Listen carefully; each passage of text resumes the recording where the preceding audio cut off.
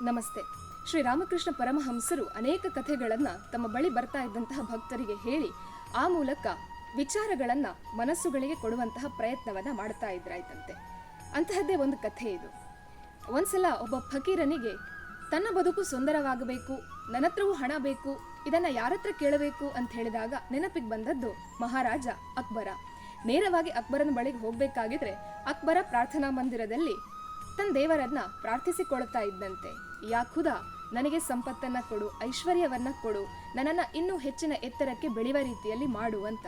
ಫಕೀರ ಅದನ್ನ ನೋಡಿ 2 ನಿಮಿಷ ಅಲ್ಲೇ ನಿಂತ್ಕೊಂಡು ಆಲೋಚನೆ ಮಾಡಿ ಅಲ್ಲಿಂದ ಮರಳಬೇಕಾಗಿದ್ರೆ ಪ್ರಾರ್ಥಿಸ್ತಾ ಇದ್ದಂತಹ ರಾಜ ಕಣ್ಣನ್ನ ತೆರೆದು ನೋಡ್ತಾನೆ. ಹೋಗ್ತಾ ಇದ್ದಂತಹ ಫಕೀರನನ್ನ ಕರೆದು ಕೇಳ್ತಾನಂತೆ, ನೀನ್ ಬಂದದ್ದು ನನ್ನಲ್ಲೇನೋ ಕೇಳುವುದಕ್ಕೆ ಅಂತಲ್ವಾ, ಕೇಳದೆ ವಾಪಸ್ ಹೋಗ್ತೀಯಲ್ವಾ ಅಂತ. ಅದಕ್ಕೆ ಆ ಫಕೀರ ಹೇಳ್ತಾನಂತೆ, ನಾನು ನಿನ್ನ ಹತ್ರ ಕೇಳಲಿಕ್ಕೆ ಬಂದದ್ದೇನೋ ನಿಜ, ಆದರೆ ನೀನೇ ಇನ್ನೊಬ್ಬರಲ್ಲಿ ಬೇಡುವಂತಹ ಭಿಕ್ಷುಕ ಆಗಿರ್ಬೇಕಾಗಿದ್ರೆ ನಾನು ನಿನ್ನನ್ನ ಬೇಡಿದ್ರೆ ನನಗೇನು ಸಿಗಬಹುದು?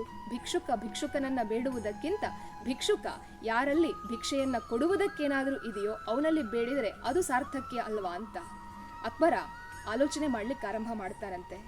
ಬಂಧುಗಳೇ, ನಾವು ಕೂಡ ಆಲೋಚಿಸಬೇಕಾದಂತಹ ವಿಷಯ. ಜೀವನದಲ್ಲಿ ನಮಗದೆಷ್ಟೋ ಕಷ್ಟಗಳು ಬಂದಾಗ ನಮಗೆ ಗೊತ್ತು ಗುರಿ ಯಾವುದೂ ಇಲ್ಲದೆ ಎಲ್ಲರೂ ನಮ್ಮವರು ಅನ್ನುವಂತಹ ಆಲೋಚನೆ ಮಾಡಿ ಎಲ್ಲರಲ್ಲಿಯೂ ನಾವದನ್ನು ಹಂಚಿಕೊಳ್ತಾ ಹೋಗ್ತೇವೆ. ಆದರೆ ಮರಳಿ ಸಿಗುವಂತಹದ್ದು ನಮಗೆ ಏನೂ ಇಲ್ಲ. ಆದರೆ ಅದೇ ಕಷ್ಟವನ್ನು, ಅದೇ ಸಮಸ್ಯೆಯನ್ನು ಯಾರು ಪರಿಹಾರವನ್ನು ಕೊಡಬಲ್ಲರೋ ಅವರಲ್ಲಿ ಹೇಳುತ್ತೇವೆ ಅಂತಾದರೆ ಬಹುಶಃ ಜೀವನದ ಮುಂದಿನ ದಾರಿಗೆ ಒಂದು ಅನುಕೂಲವೂ ಸಹ ಆಗ್ತದೆ. ಯಾರ್ಯಾರನ್ನೋ ಯಾಚಿಸುವುದರ ಬದಲು ಆತ್ಮಗೌರವ ಮತ್ತು ಸ್ವಾಭಿಮಾನದೊಂದಿಗೆ ಆ ಭಗವತಿಯನ್ನ ವ್ಯಾಕುಲರಾಗಿ ಪ್ರಾರ್ಥಿಸ್ತೇವೆ ಅಂತಾದರೆ ಬಹುಶಃ ಆಕೆಯ ಆಶೀರ್ವಾದ ಸದಾಕಾಲ ನಮ್ಮ ಮೇಲಿರಲಿಕ್ಕೆ ಸಾಧ್ಯ. ಆಲೋಚನೆ ಮಾಡೋಣ. ನಮಸ್ತೆ.